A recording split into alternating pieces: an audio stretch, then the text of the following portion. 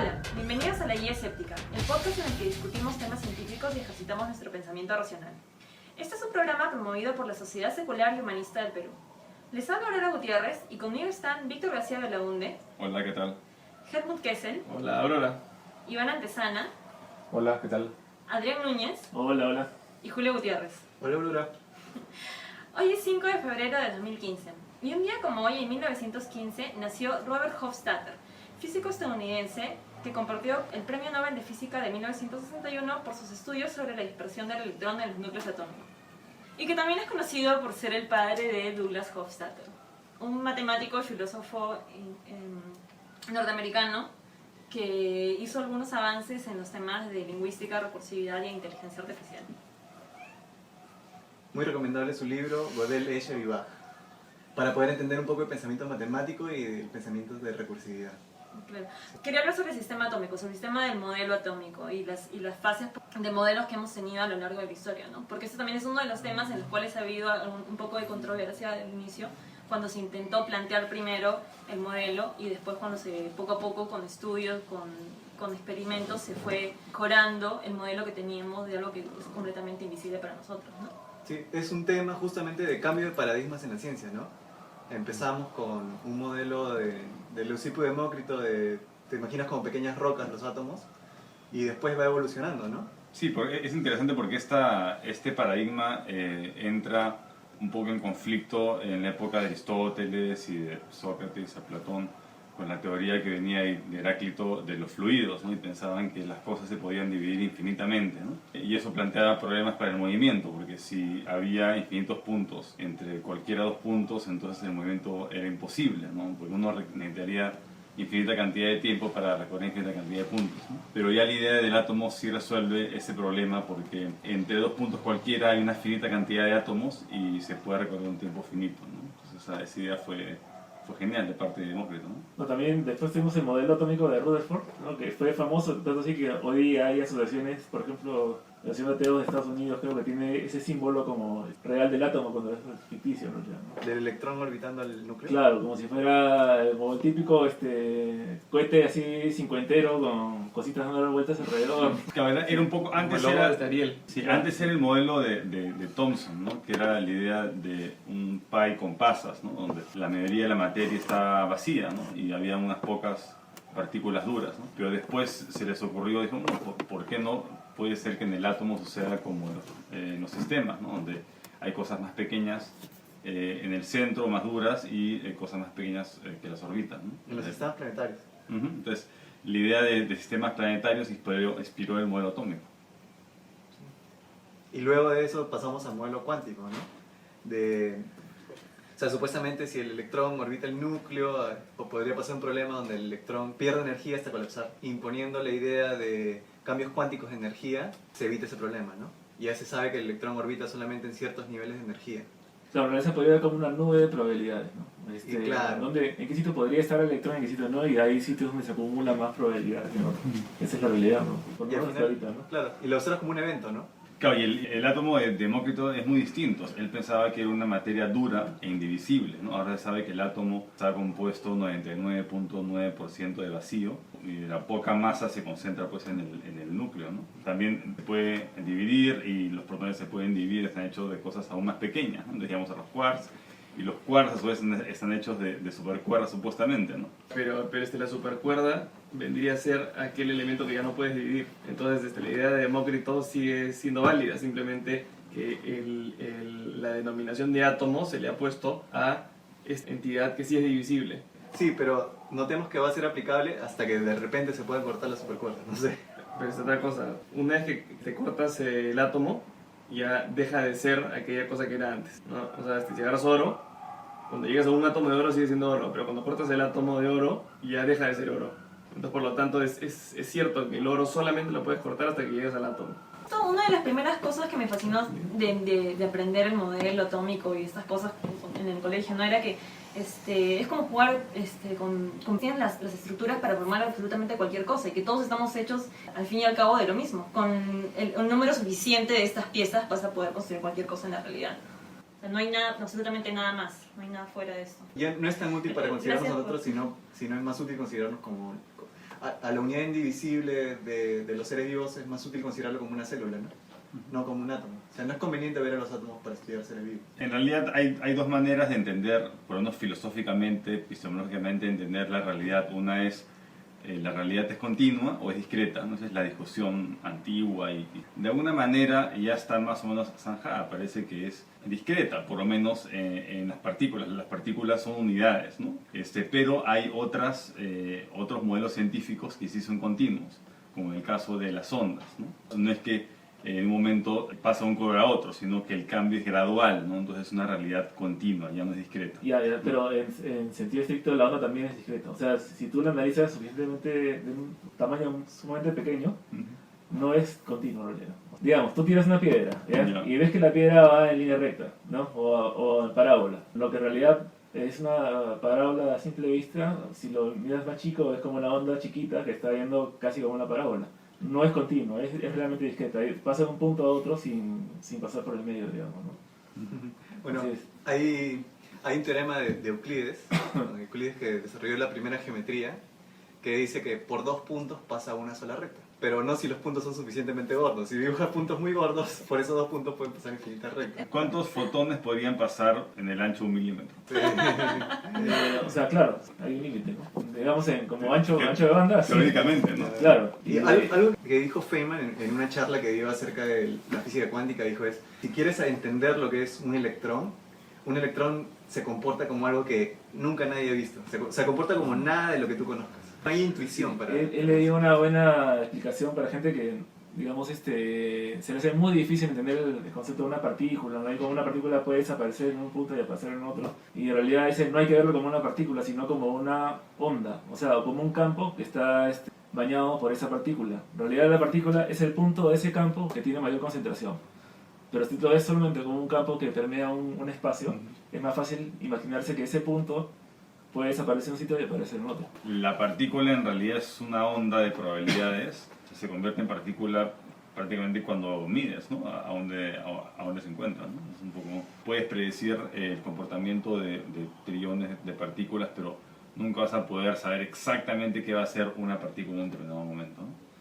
Entonces eso causa dificultades en entender la mecánica cuántica para muchos y la utilizan para inventar todo tipo de explicaciones místicas, ¿no?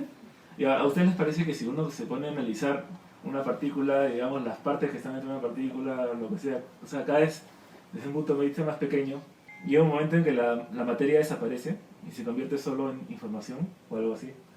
O sea, porque hay cosmologías que dicen que si uno retrocede lo suficientemente en el tiempo o digamos, en las causas y efectos, llega a un punto en que en el universo se origina no por materia en sí, sino porque antes ha habido probabilidades, o sea, o información pura, matemáticas, ¿no? Hay un matemático que presentó una teoría, es Tegmark, que se llama, que presentó su teoría del universo matemático, ¿no? Que en el fondo, literalmente, pero muchas personas lo dicen figuradamente, ¿no? Pero él sí dice que literalmente el universo es solamente matemáticas.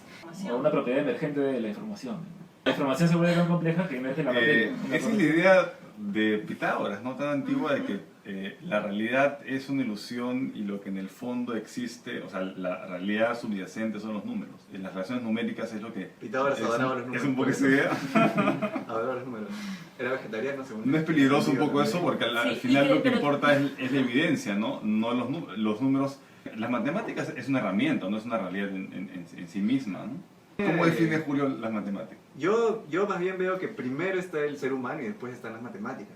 Porque las matemáticas son una construcción del ser humano.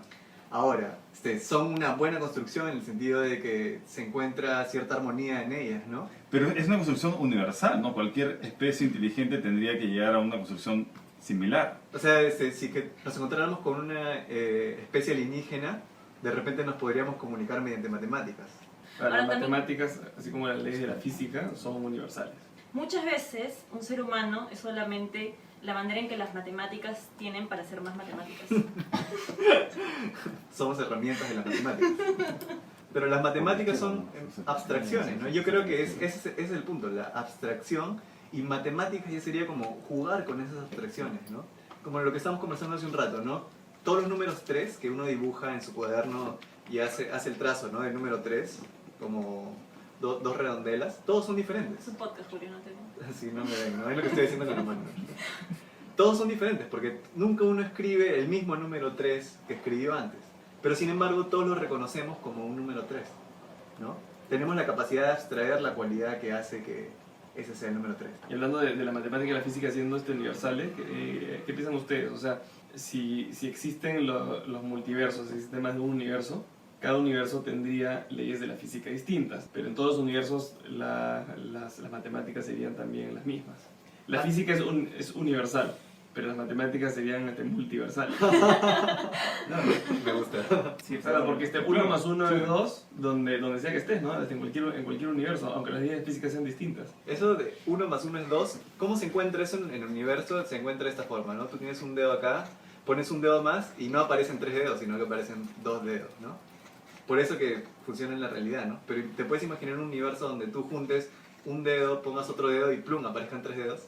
Precisamente en Yukovsky tiene unos ensayos que entonces se dice, la manera de saber que tienes una creencia correcta es pensar si es que existe alguna posibilidad, te debería creer en algo completamente opuesto a lo que crees ahora. ¿Qué me haría a mí creer que 1 más 1 es igual a 3? Pues ver en un universo donde pongo un dedo, pongo otro dedo y en vez de aparecer 2 aparecen 3. Una manera de saber que tu creencia es correcta es saber que no estás llegando simplemente porque te lo dicen o por simple intuición, sino porque hay elementos en la realidad, entre comillas, que te llevan a comprobar que tu creencia es correcta. Como en el cuento de Borges, de Tlön, Uqbar y Orbis Tertis, ¿no? Te pierdes una moneda y te olvidas que la has perdido, otra persona la encuentra. Y después al día siguiente vas y encuentras otra moneda y al final tienes 2. Pero Russell mismo, en su libro de Principio de Matemática, quiso exactamente probar los fundamentos de absolutamente todos los claims que iba a hacer, ¿no? Por eso es que incluso decidió probar que 1 más 1 es igual a 2. Y se tomó creo que como 500 páginas para poder saber que 1 más 1 es igual a 2 porque sentía que tenía que tener el rigor necesario para no asumir ni siquiera que 1 más 1 es igual a 2. ¿Estás segura? No. O sea, bueno, Es que 1 más 1 es 2 porque 2 es el número que le sigue 1. O sea, al número que le sigue 1 le tenemos que poner un nombre. no, pero hay una prueba lógica de que 1 más 1 es 2, que yo me acuerdo que la hacía de Cachimbo. Las matemáticas también se tienen que basar en una serie de axiomas, ¿no? Sí. Claro. O sea, toda ciencia igual, ¿no? Sí. Se basan en axiomas y se basan sobre la lógica, ¿no? Sobre Sí. los axiomas de la lógica. Pero hay que hacer la diferencia entre un axioma matemático que nos sirve, nos es útil y nos ayuda a tener teorías y modelos adecuados de la realidad y un axioma, digamos, religioso que no nos sirve de nada, no tiene base y no se puede construir en base a ese, ¿no? O sea, ¿Ustedes saben la paradoja del barbero? En un pueblo hay un barbero que solo afeita a las personas que no se afeitan a sí mismas. Entonces, si es que el barbero se afeita a sí mismo, estaría contradiciendo la ley que dice que el barbero afeita a las personas que no se afeitan a sí mismos. Y si el barbero no se afeita a sí mismo, entonces el barbero se tiene que afeitar a sí mismo porque como no se afeita a sí mismo, el barbero tiene que afeitar a las personas que no se afeitan a sí mismas. Entonces hay una paradoja. Esa paradoja motiva el desarrollo de la teoría de conjuntos en matemáticas, porque uno podría pensar con un conjunto, el conjunto de todos los conjuntos que no se contienen a sí mismos, ¿no? Y eso genera problemas, entonces por eso se tienen que generar axiomas de teoría de conjuntos. No entendí nada de lo del barbero. O sea, te lo explico fácil. Defines algo que es imposible, entonces dices que es una paradoja. tú eres una persona común y corriente, entonces tienes dos opciones. O te afeitas a ti mismo o vas donde el barbero. El barbero solamente afeita a aquellas personas que han decidido no afeitarse a sí mismas. Entonces, ¿el barbero se afeita a sí mismo o lo afeita a alguien más? Y el punto es que si él se afeita a sí mismo, siendo él el barbero, no puede afeitarse a sí mismo porque el barbero únicamente afeita a las personas que no se afeitan a sí mismas. Y si lo afeita a alguien más, sería una de las personas que no se afeita a sí misma y por lo tanto tendría que ser afeitado por el barbero, pero él es el barbero. Esa es la paradoja de Russell, básicamente. Sí, y la paradoja de Russell es, tenemos muchos conjuntos que no se contienen a sí mismos y tenemos el conjunto de los conjuntos que no se contienen a sí mismos. La pregunta es si este conjunto se contiene a sí mismo o no. Y con eso vamos a pasar de tema. Y bueno, y ahora Helmut nos va a hablar sobre dos nuevas ondas que están orbitando en el... Bueno, estamos en una época, en un año extremadamente interesante para la astronomía, para la exploración del sistema solar. Y estamos en una era, ¿no?, de los últimos 15, 20 años, en mi opinión, similar a la era de los grandes descubrimientos en el siglo XV, los descubrimientos de los españoles, de los portugueses, que descubrían nuevos continentes, nuevas tierras, nuevas islas que estaban en muchos casos teorizadas, pero que nunca nadie las había descubierto. O de pronto se topaban con ellas sin haber estado ni siquiera teorizadas. Lo mismo está pasando en el sistema solar ahora.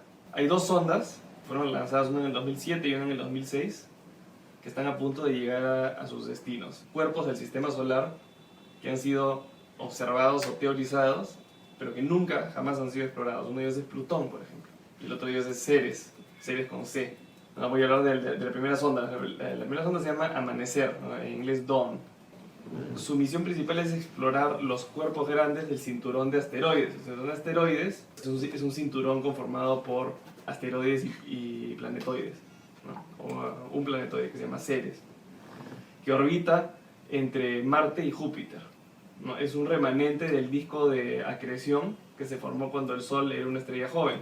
El disco de acreción era una gran nube que orbitaba el Sol, donde habían gases, elementos pesados, roca, etc. La mayor parte de este disco se convirtió en los planetas que hay ahora, los 8 planetas. Pero parte de este disco quedó disperso. Y una parte de este disco es el cinturón de asteroides, que por la cercanía de Júpiter nunca pudo formar planetas grandes, ¿no? Porque la gravedad de Júpiter lo distorsiona, entonces no permite que los asteroides se junten y formen planetas grandes. En este cinturón de asteroides hay un planetoide, ¿no? Que es un asteroide que es lo suficientemente grande como para que se convierta en una esfera, para que la gravedad lo comprima y lo convierta en una esfera similar a la Tierra pero más chiquita, ¿no? Este planetoide se llama Ceres con C y fue descubierto en 1801 y hasta el día de hoy nunca se había mandado una sonda para explorarlo. Se había observado con telescopios, pero es tan chiquito que nunca ha habido hasta ahora una foto clara, cercana, como tenemos fotos de Júpiter, de Marte, de Venus, de Mercurio. En marzo de este año, la sonda espacial Dawn, o este Amanecer, va a llegar a Ceres. Es más, ya empezó a tomar las primeras fotos de alta resolución desde lejos.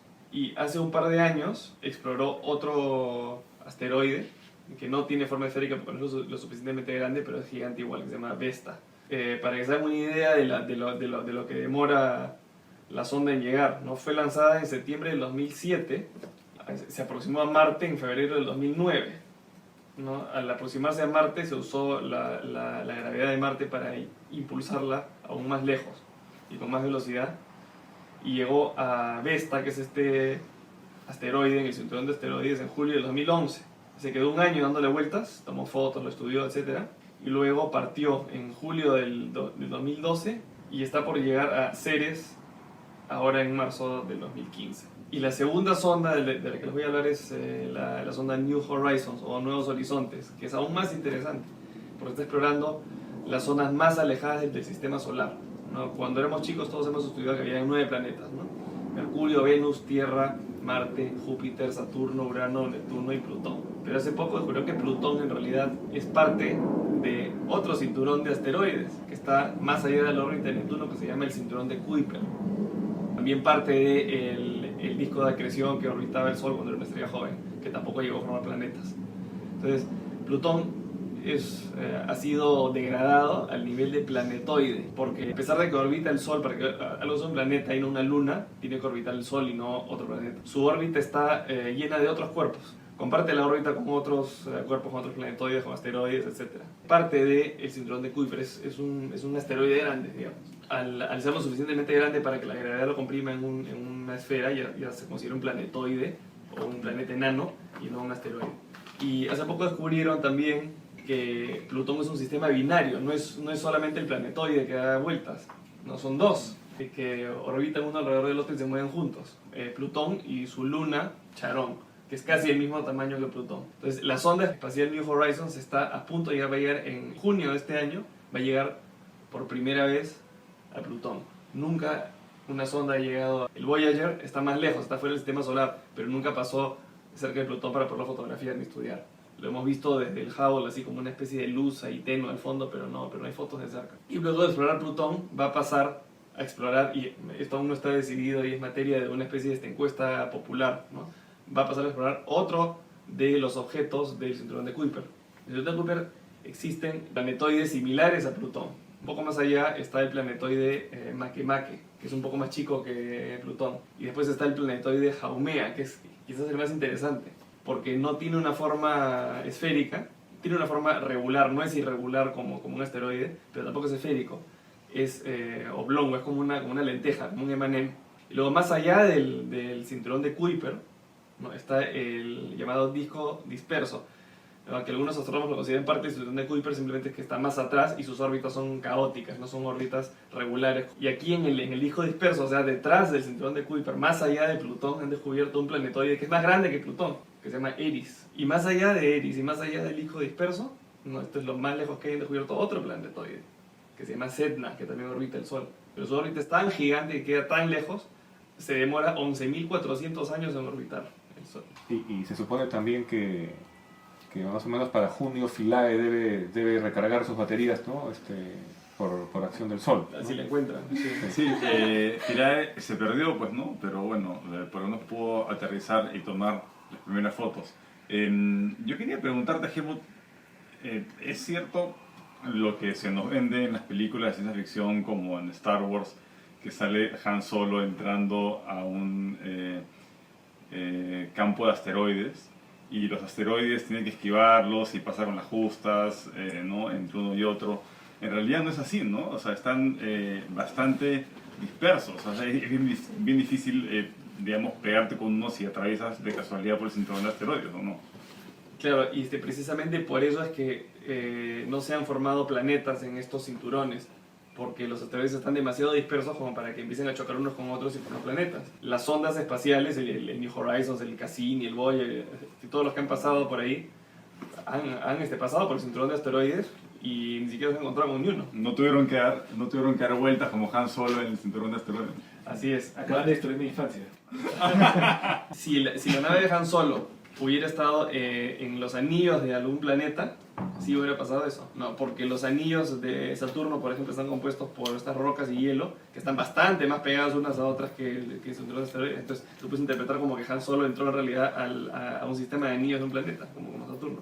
Pero cuando hace el salto interestelar, ahí se podría chocar fácil con algo, ¿no? No es una teoría muy elegante porque decía cinturón de asteroides, ¿no? O campo de asteroides, algo así, ¿no? Y eso no es todo, es sistema solar. Detrás de Júpiter, entre Júpiter y Neptuno, existen dos aglomeraciones de asteroides también. No son cinturones porque no dan toda la vuelta, pero son aglomeraciones de asteroides que orbitan el Sol también. Y que Júpiter, por su masa, no las deja pasar. Por eso dicen que Júpiter es una gran aspiradora o un gran eyector de cuerpos que pueden ser peligrosos para la Tierra. De vez en cuando uno logra pasar, se convierte en un cometa, un asteroide que podría ser peligroso para la Tierra. Pero tienes estos dos grupos. Un grupo se llaman los centauros y el otro grupo se llaman los troyanos, ¿no? Y entre los centauros existen también protoplanetas o planetoides, que son esféricos. El más grande de ellos se llama Chariclo. Es un asteroide lo suficientemente grande para ser casi esferoidal, pero además tiene un sistema de anillos. Nada que aprendimos de chico de los 9 planetas, que ahora son 8, en realidad era solamente la punta del iceberg. Helmut, ¿y por qué a partir de Júpiter los planetas son considerablemente más grandes que los anteriores, Mercurio, Venus, Tierra? ¿No? O sea, ¿por qué los planetas que están más cerca al Sol son más chicos y son de roca y no de gas? Porque los elementos más pesados tendieron a acercarse más al Sol. O sea, ¿de qué está hecho Júpiter, por ejemplo? Júpiter está hecho en su mayoría de diferentes tipos de gases. Metano, hidrógeno. Se le dice gigantes de gas porque tiene una atmósfera extremadamente densa, ¿no? Pero en el centro sí son sólidos. El núcleo de Júpiter es de hidrógeno metálico. Es un hidrógeno que se ha comprimido tanto que se ha convertido en un metal. Las lunas de estos planetas son lunas de roca y de metales, como los planetas internos. Europa es más o menos el tamaño de la Tierra, ¿no? No estoy seguro. Europa, la luna de Júpiter, no estoy seguro. Eso se lo tienes que contar a Sixto Paz. Esto me parece No, la luna más grande de Júpiter es Ganímedes, y Ganímedes es más chica que la Tierra. ¿Sisto Paz es el de ufología? ¿O quién es? Claro, el contactado. El contactado. Que dice que lo llevaron a Ganímedes, precisamente. De Chilca hasta Ganímedes. Sí. Pero Urano y Neptuno son Son el libro de distintos que Júpiter y Saturno. Júpiter están hechos mayoritariamente de gases, pero Urano y Neptuno están hechos mayoritariamente de hielo.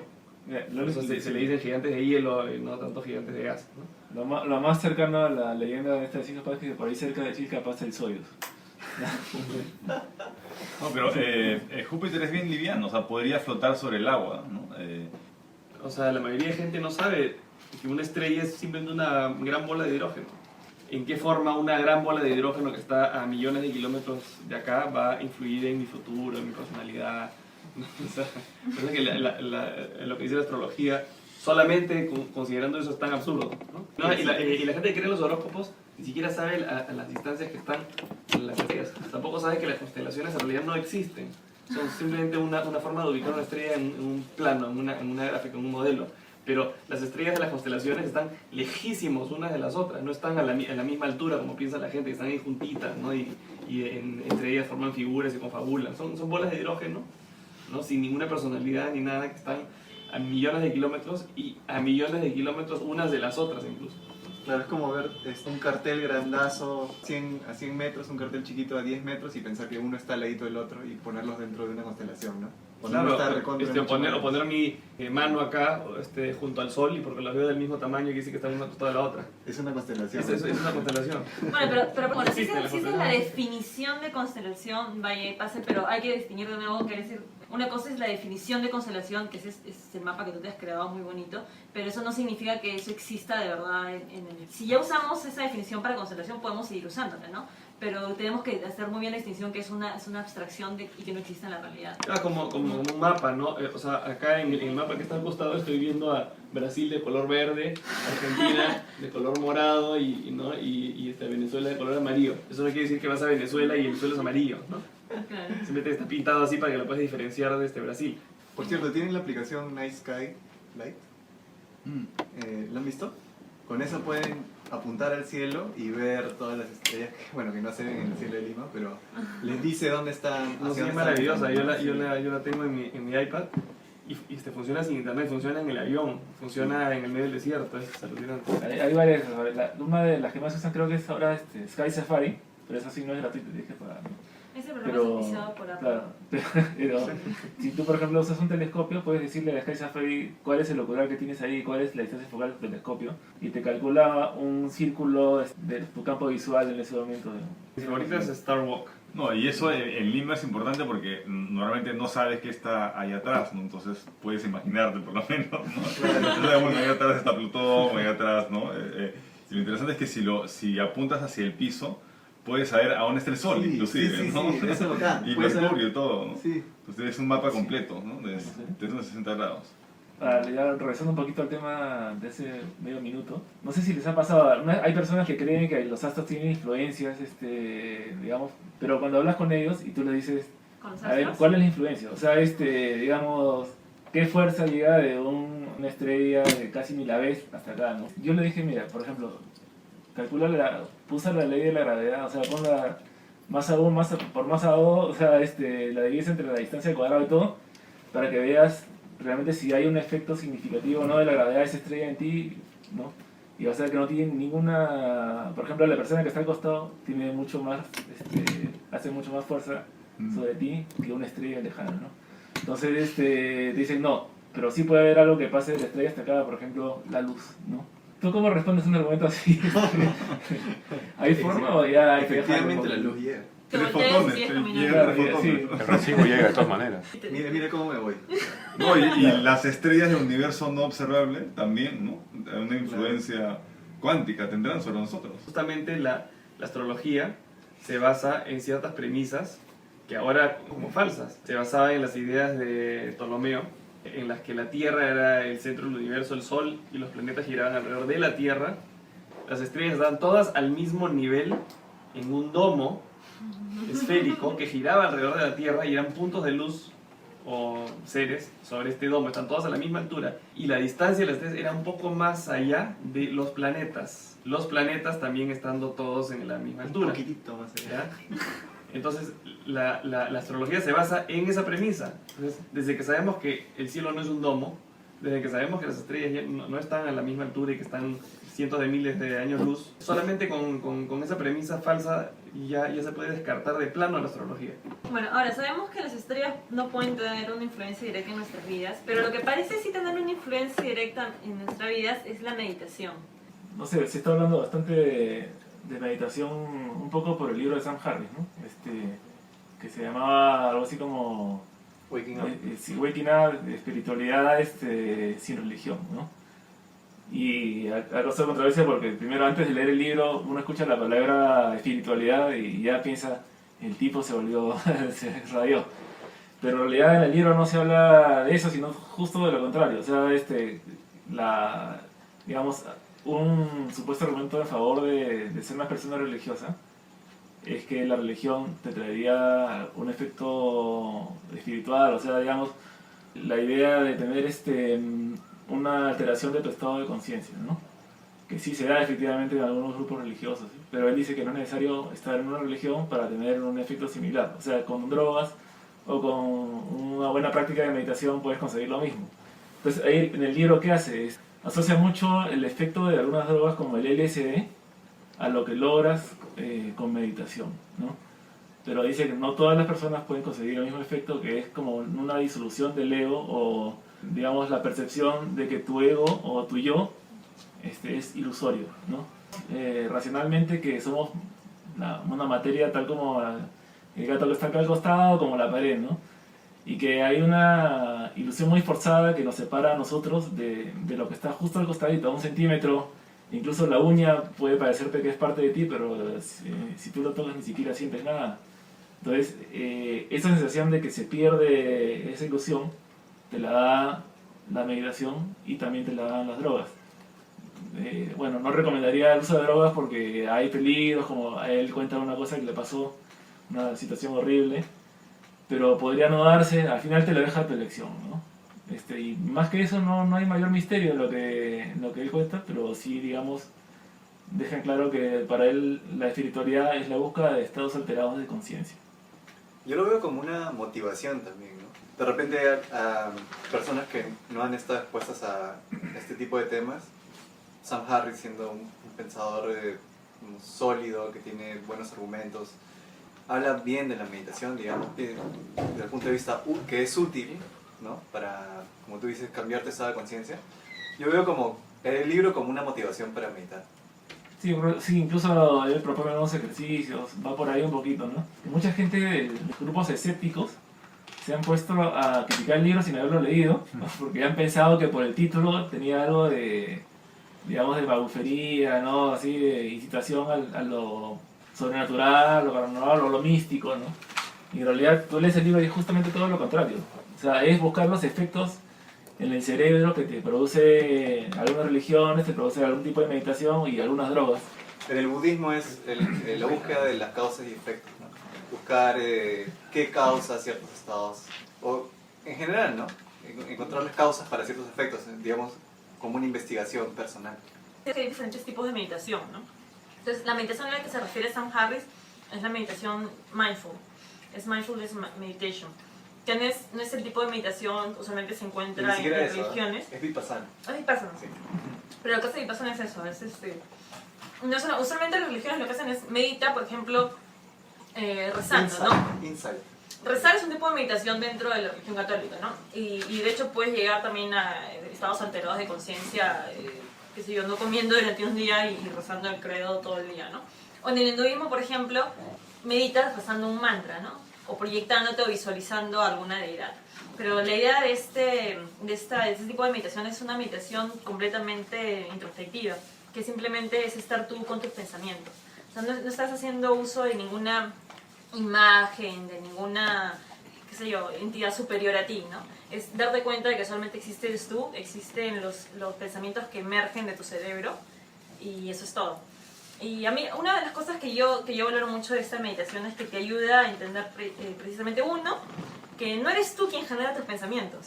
Porque cuando tú meditas y dices voy a poner mi mente en blanco y no voy a pensar nada, no puedes. O sea, sin que lo decidas, tu cerebro mismo empieza a generar pensamientos.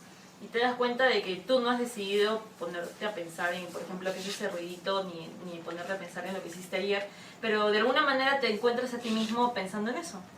Entonces yo creo que es una especie de insight muy poderoso darte cuenta de que tú no eres quien manda en tu cerebro, ¿no? O sea, darte cuenta de que no existe un tú, un yo pensante, un yo que decide que eso es lo que voy a pensar y por lo tanto lo pienso. Ese es parte de uno de los principios del determinismo, ¿no? O sea, tú no puedes ser totalmente libre o de repente ni siquiera puedes decir que eres libre si en realidad tus decisiones las tomas de manera inconsciente, ¿no? Y la conciencia debería ser un proceso, o mejor dicho, la sensación de que tú has tomado una decisión es es posterior a la decisión en sí, ¿no?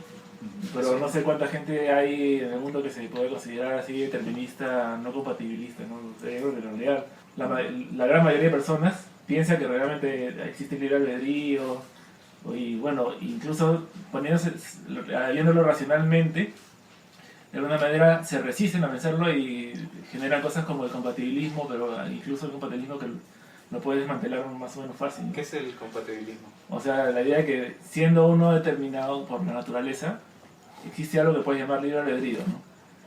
Pero ese libre albedrío hay que evitar pensar que es digamos, una generación posterior a lo que tú has decidido hacer. O sea, digamos, es como evita pensar eso y entonces ya puedes pensar que hay libre albedrío, ¿no? Bueno, es la clásica discusión entre si el mundo está determinado o hasta qué punto está determinado, hasta qué punto es mecanicista y sigue las leyes de la naturaleza, y si hay paquetes en donde no entran estas leyes y donde uno puede decidir libremente, ¿no? Entonces es como un dualismo en el fondo, es decir, bueno, la gente que cree en esto no niega la ciencia en muchos casos y todo, y dice no, pero hay momentos específicos que uno decide libremente, ¿no? Sin influencia del ADN, sin influencia de aprendizajes previos, ¿no?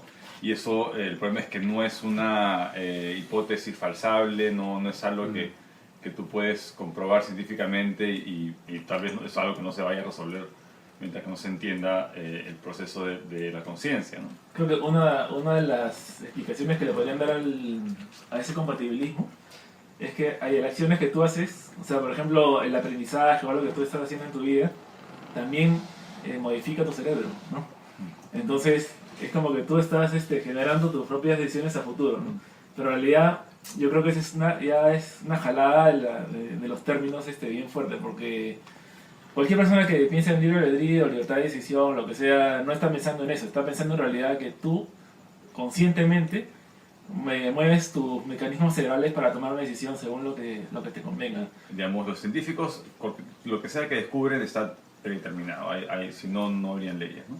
Pero, digamos, es muy conveniente para mucha gente creer pues, en el libre albedrío. Dicen que la ciencia se aplica a todo, pero en principio no se aplica a mi vida, ¿no? Entonces utilizan la tecnología, todo, pero no quieren utilizar la ciencia para encontrar el sentido de su vida, ¿no? Y ¿por qué tendría que ser así, no? Necesariamente, ¿no?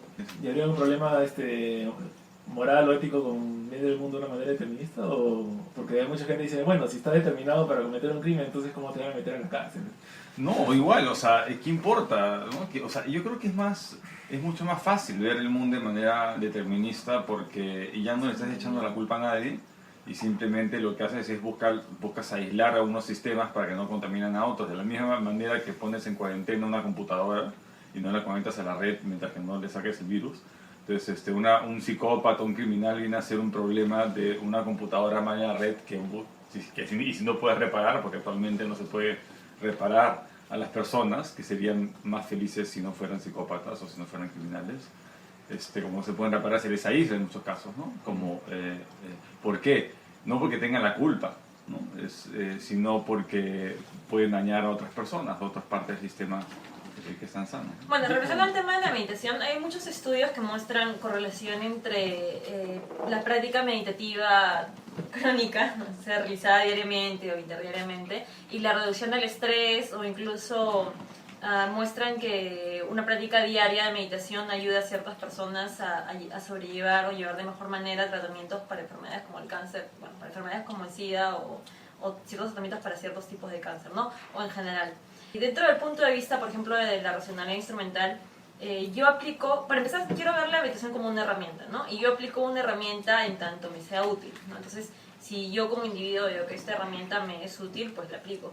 Pero también yo aplico una herramienta en tanto me sea útil y sea más eficiente que cualquier otra, ¿no? De nuevo, si para mí es más útil tomarme una pastilla que meditar, o si para mí es más útil tomar cualquier tipo de droga que meditar y no me causa ningún daño, pues también decido hacerlo, ¿no? Pero por ejemplo a mí, dentro de mi caso personal, a mí como individuo, yo le veo muchos beneficios a la meditación, ¿no? Porque me ayuda a ordenar mis pensamientos, me ayuda a entender la manera en que se dan mis procesos mentales, me ayuda a repasar caminos mentales y a borrar caminos mentales. Por ejemplo, una de las técnicas de Vipassana, que no reaccionar ante los pensamientos o las sensaciones de incomodidad que surgen. Entonces uno está predeterminado para reaccionar de manera inconsciente, por aprendizaje o lo que sea, ante ciertas situaciones, cuando en verdad no tendremos por qué reaccionar de esa manera, sino tendremos que detenernos un poco y analizarlo y ver qué es lo que está sucediendo, ¿no? Y estudiarla. Pero son caminos que ya están predefinidos en tu cerebro. Entonces, ¿cómo cambias un camino predefinido en tu cerebro? A menos que tengas un recordatorio en tu celular que pueda medir tu nivel de tensión y que cuando sepa que estás sintiéndote estresado o si estás empezando a enojar por una situación, te recuerde que debes mirarlo fríamente, pues una buena manera es practicarlo, ¿no? Y una práctica meditativa es te sientas como en casi cualquier tipo de meditación, una posición que puede ser, que empieza siendo cómoda, pero cualquier posición al cabo de una hora empieza a ser incómoda, y empiezas a sentir que surgen pequeñas incomodidades en tu cuerpo. O sea, primero empiezan a surgir incomodidades en tu pensamiento, ¿no? O sea, como surgen pensamientos, obviamente no puedes no pensar en nada, van surgiendo pensamientos, pero el otro punto es que también empiezas a observar las sensaciones que están en tu cuerpo, ¿no? Entonces, si estás sentado, como estés sentado, al cabo de una hora te vas a empezar a sentir un pequeño incón en la rodilla, ¿no? Entonces, esta meditación parte de, por más que surja un incón en la rodilla, observa esa molestia que tienes y no reacciones, primero solamente obsérvala. Siendo materialista, por ejemplo, yo lo que pensaba era, tengo que observar que esto simplemente son impulsos nerviosos indicándome que hay una posición... Pero eso no te frena un poco en llegar a estados superiores de conciencia. O sea, ¿cómo tú, siendo materialista y determinista y, digamos, y no creyendo en el espíritu, puedes aspirar a estados espirituales? Pero ¿no? mi aspiración no era un estado espiritual, mi aspiración simplemente era tener mejor control sobre mis pensamientos y sobre mis tomas de decisiones. Por eso digo, para mí la meditación es una herramienta. Entonces, para concentrarte. Para concentrarme, para liberar estrés, para lidiar mejor con situaciones, para tener mejores caminos mentales. Pero también se puede usar para, digamos, incrementar a unas hormonas en el cuerpo. El ayuno, la meditación o ambos combinados pueden llegar a que estos yogis lleguen a estados alterados de conciencia muy similares a los que te produciría el LSD, por ejemplo, ¿no? Claro, por eso es que yo estaba haciendo la distinción en que hay bastantes tipos de meditación. Tú llegas a esos estados, digamos. Obviamente, como les digo, no, obviamente si dejo de comer un día y empiezo a cantar o empiezo a cantar Hare Krishna durante todo el día, voy a llegar a cierto estado, ¿no? Pero lo que voy es, ¿para qué lo uso? Entonces no lo uso simplemente para recibir satisfacción, sino tiene una utilidad real para mí. Porque estos yogis inclusive pueden regular la temperatura de su cuerpo, ¿no? Algo que, o sea, ven la manera de regular, no sé, el tálamo, qué es lo que regula la temperatura de las partes autonómicas del cerebro, ¿no? Algo que es insólito, ¿no? Yo he escuchado que a algunos de esos yogis le das LSD y es como nada. Es como, así es siempre. Claro. Claro, pero para poder llegar a producir esos psicodélicos endógenos que producen esos estados, digamos, de conciencia, requiere años, ¿no? de meditación. O sea, no es muy difícil, ¿no? En cambio, para muchos es más fácil, pues, ¿no? Tomar LSD. Hay un libro que, bueno, toca este asunto de una manera un poco tangencial nada más, pero es interesante porque está escrito básicamente desde el punto de vista de una persona de a pie. Es un libro que se llama The God Part of the Brain, la parte Dios del cerebro, por Matthew Alper. Es un libro publicado inicialmente, la primera edición es de 1999, tengo entendido, pero ya existe castellano con el título Dios está en el cerebro.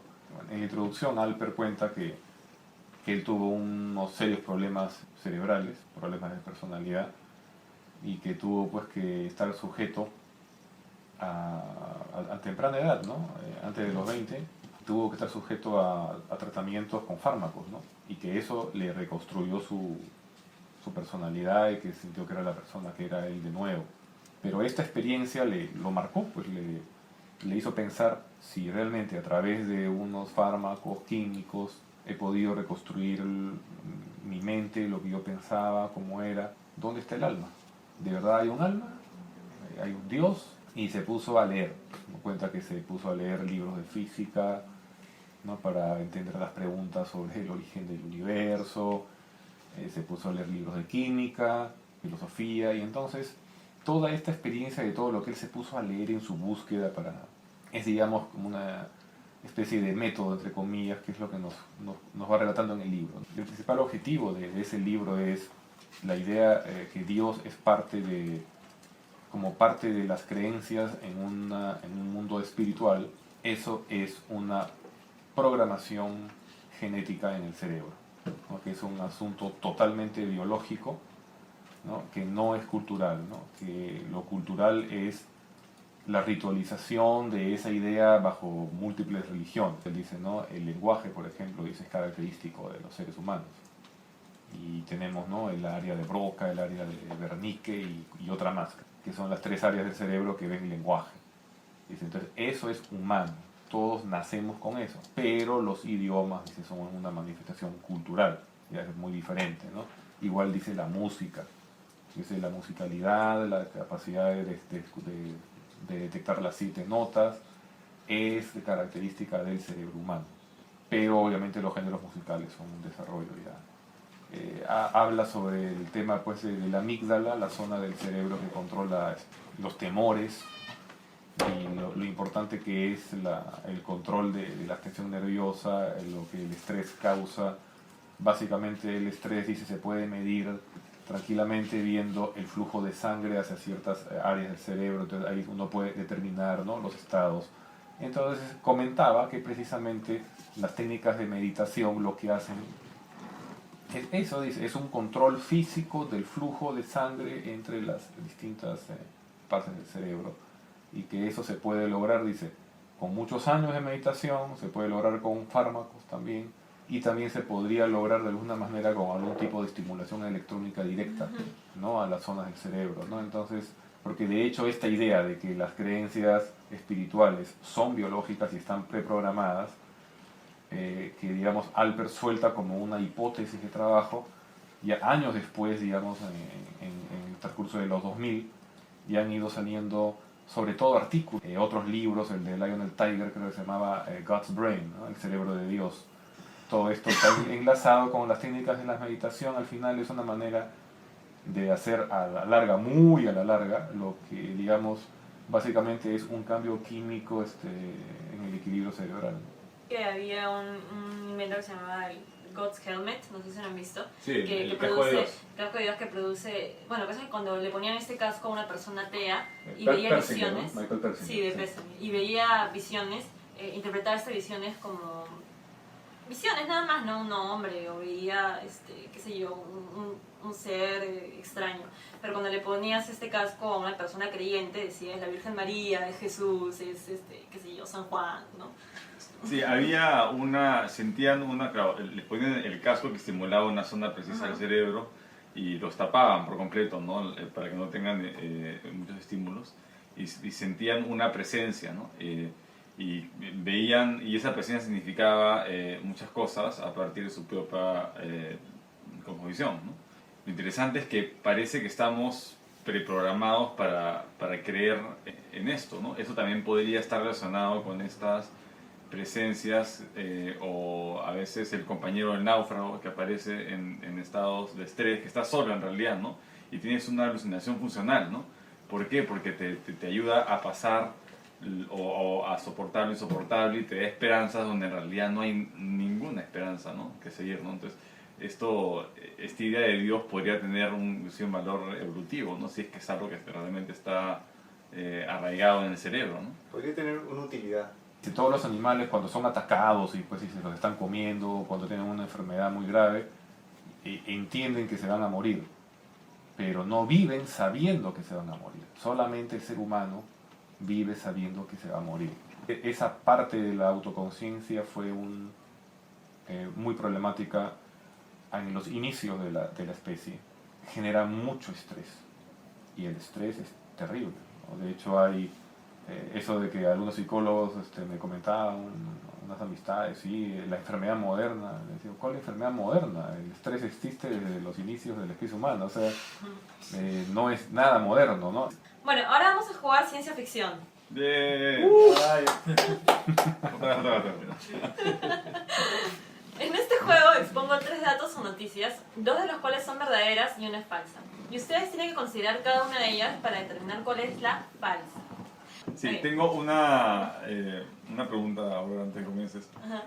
¿Cuál va a ser el orden de las respuestas? Porque siempre el que va primero tiene desventaja, de acuerdo a lo que Julio nos explicó matemáticamente, ¿no? Por la información, ¿no? Ya, es verdad. Vamos Ya, a yo ir- voy primero. Ahí empieza entonces. vamos a ir- sí, vamos a ir- Hay una lógica para el orden. Usualmente el que uno de ustedes usualmente dice yo, usualmente uno de ustedes dice, pero por favor, el otro primero. Pero hoy vamos a empezar de izquierda a derecha. O sea, así, Julio, Iván, Adrián, Helmut.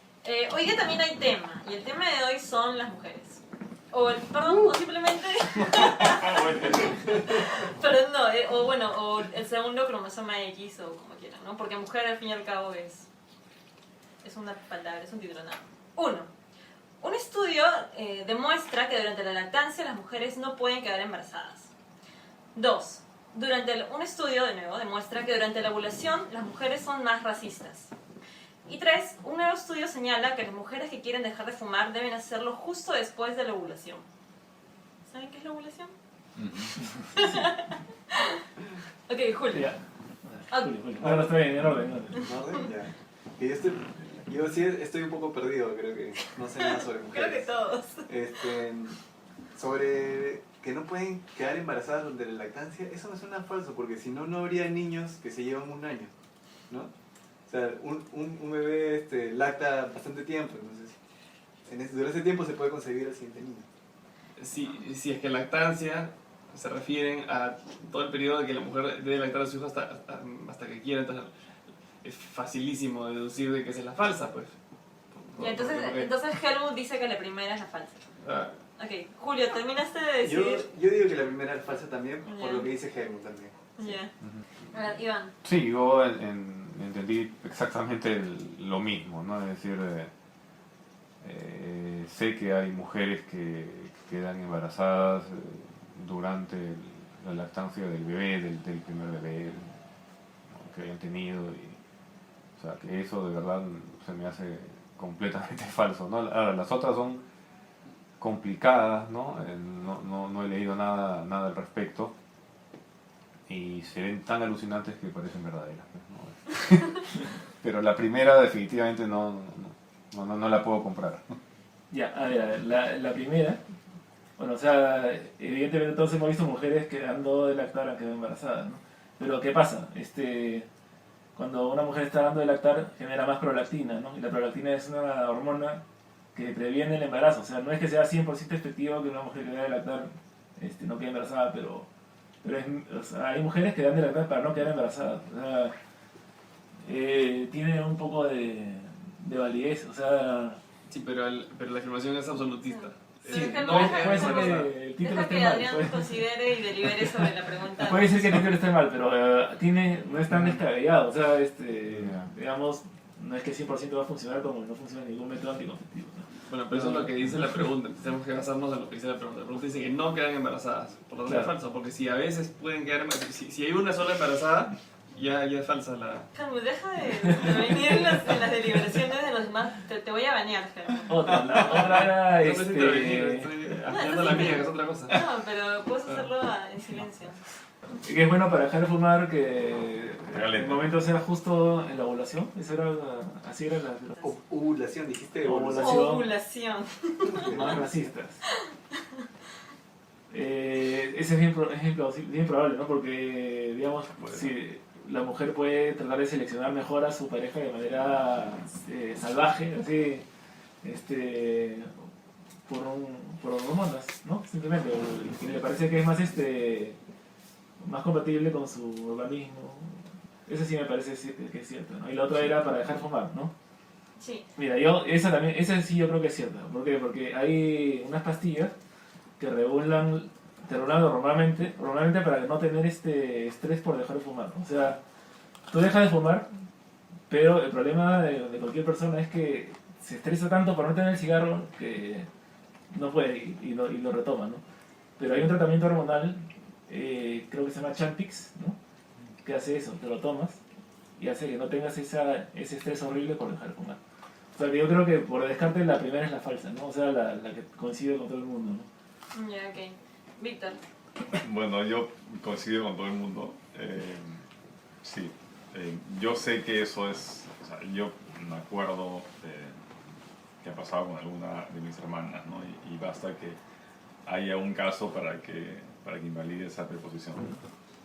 Y de las demás, pues puede ser que en la selección cuando uno bula, las mujeres cuando bulan también creo que son normalmente más agresivas, ¿no? Son más como que consiguen lo que quieren y también si están en proceso de selección para la reproducción, no me sorprendería que puedan ser más racistas. Sí, bueno, está bien. Esta vez todos han acertado y han dado en el clavo. Lo voy a decir antes. Pensé que no se iban a dar cuenta porque siendo todos hombres, pensé hacerlo un poquito más fácil, pero no debí. Pero bueno, vamos, ya que todos eligieron el número 1, sí, es verdad. Durante la lactancia, como tú dices, se genera la prolactina, que es un método... De hecho, muchas personas intentan usar esto como método anticonceptivo, pero no, ningún método anticonceptivo es 100% seguro. Bueno, y estos dos estudios siguientes me parecieron interesantes. El segundo estudio, que durante la ovulación las mujeres son más racistas, y no solo eso, sino que también incrementan su fuerza física, no recuerdo en cuánto por ciento ahorita, la página que tengo no dice exactamente, el paper al final lo dice, y valoran a los demás hombres con una mayor probabilidad de ser amenazas sexuales. Y de nuevo eso va de la mano con el ser más racistas, porque valoran a cada hombre como una potencial pareja y valoran de nuevo formar parte de su in-group. Son más cuidadosas cuando están ovulando en general, no solamente cuando están lidiando con hombres, sino en general. Y pero hablando del in-group, del out-group y el racismo, hace poco también leí un estudio que decía que si tú pones a dos niños contra, por ejemplo, pones un niño blanco y le das a elegir entre jugar con un niño negro o un niño blanco, el niño va a elegir jugar con un niño blanco. Pero si tú pones un niño blanco y le das a elegir jugar contra un niño negro que habla con su mismo acento, o con un niño blanco que tiene un acento ligeramente diferente, ese niño va a elegir jugar con el niño negro que tiene su mismo acento por sobre jugar con el niño blanco. O sea, no solamente somos, entre comillas, no solamente nos guiamos a ser racistas, sino nos guiamos en un nivel más allá de nuestro in-group, consideramos a aquellos que hablan como nosotros, ¿no? Nos vamos a considerar más cercanos que simplemente aquellos que se ven como nosotros. O sea, somos más xenofóbicos que racistas. Aparentemente. Ese es el efecto que genera el rapero blanco, ¿no? En Estados Unidos, ¿no? Claro. Que habla prácticamente con un pandillero, entonces ya pasa piola, ¿no? Y el último estudio, que es el que señala que las mujeres que quieren dejar de fumar deben hacerlo justo después de la ovulación, es un reciente estudio del 5 de enero del 2015. Nada conclusivo, obviamente no es muy conclusivo, pero señala que es más fácil. En realidad no señala que es más fácil, señala que es mucho más difícil y las recaídas son mucho más cuando las mujeres lo hacen antes o durante la ovulación. Que acabe la evolución primero y después. Y bueno, eso fue ciencia ficción y todos han ganado. Lo cual significa que nadie ha ganado. ¿Cómo es eso? Bueno, y ahora vamos a cerrar con la cita racional. La cita racional de hoy es mejor entender el universo tal como es que persistir en el engaño, por más que no sea satisfactorio y tranquilizador. Y es de Carl Sagan. Muy bien, o sea que Plutón no es un planeta, hay que aceptarlo. Por más que lidiar con eso. hayamos aprendido de niños, o por más que nos guste dibujar las constelaciones en el cielo, es mejor saber que no existe tal cosa que perpetuar el engaño simplemente porque va con lo que hemos creído toda nuestra vida, ¿no? Y que Han Solo no era un capo de los videojuegos. Claro, que no era un campo de asteroides real, ¿no? Sino hace rato se hubiera formado un planeta, ¿no? O sea, hubiera sido en realidad un anillo tal vez, ¿no? Algo así como Saturno, pero no un campo de asteroides como el cinturón de asteroides. Bueno, y esa fue la edición 7ª de la Guía Escéptica. Escríbanos con sus dudas, comentarios y búsquenos en Facebook como Guía Escéptica o en nuestro blog de WordPress como guiaescéptica.wordpress.com. Y si tienen problemas con el aseo, la guía aséptica los puede ayudar para limpiar cualquier cosa que necesiten. Y nos vemos en el programa 8. ¡Chao! Chao. Chao, chao. Chao.